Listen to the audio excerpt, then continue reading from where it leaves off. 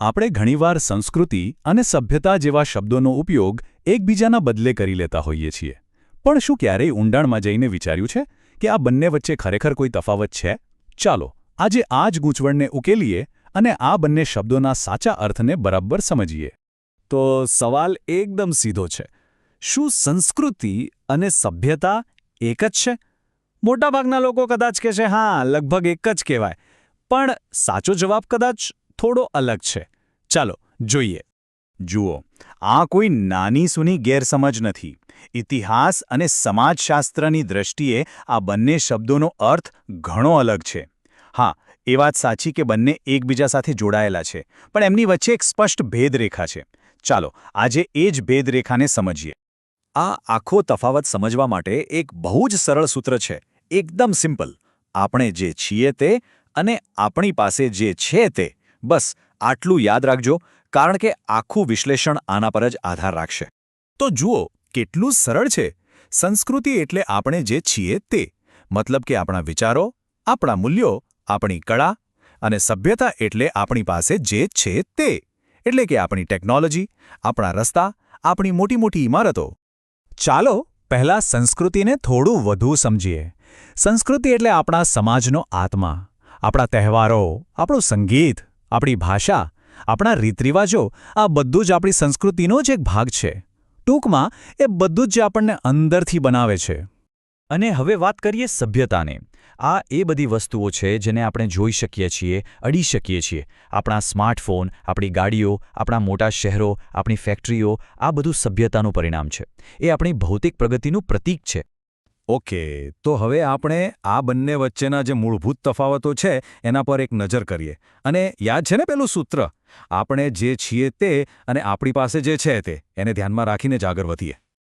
આ સ્લાઇડ બહુ જ રસપ્રદ છે. ચાલો એક પછી એક મુદ્દો જોઈએ. પહેલું છે સ્વરૂપ. સંસ્કૃતિ અંદરની વાત છે, આપણા વિચારો જેવી, જેને જોઈ ન શકાય, જ્યારે સભ્યતા બહારની વસ્તુ છે, જેમ કે કોઈ બિલ્ડિંગ. બીજો મુદ્દો છે માપન. કોઈની પ્રામાણિકતાને આપણે કિલોગ્રામમાં માપી શકીએ? ના. પણ રસ્તો કેટલા કિલોમીટર લાંબો છે એ માપી શકાય. ત્રીજું છે અનુકરણ.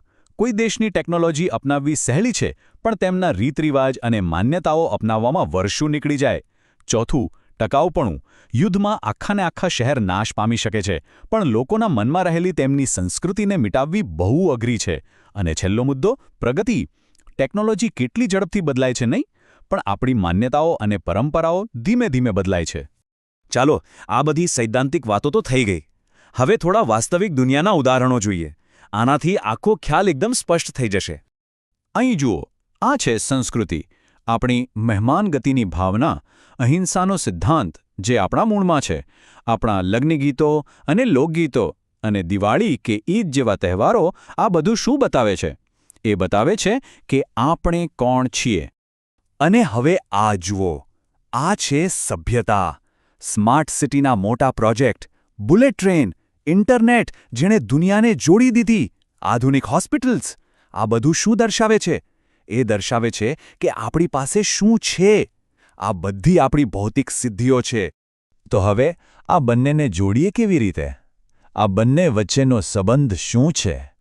આ સંબંધને સમજવા માટે ચાલો એક બહુ જ સુંદર ઉદાહરણ લઈએ.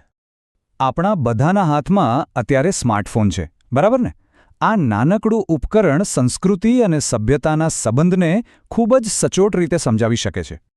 વિચારો, તમારા હાથમાં જે ફોન છે, એનું હાર્ડવેર, એની ટેકનોલોજી, એની ડિઝાઇન, એ બધું જ સભ્યતાનું ઉત્કૃષ્ટ ઉદાહરણ છે.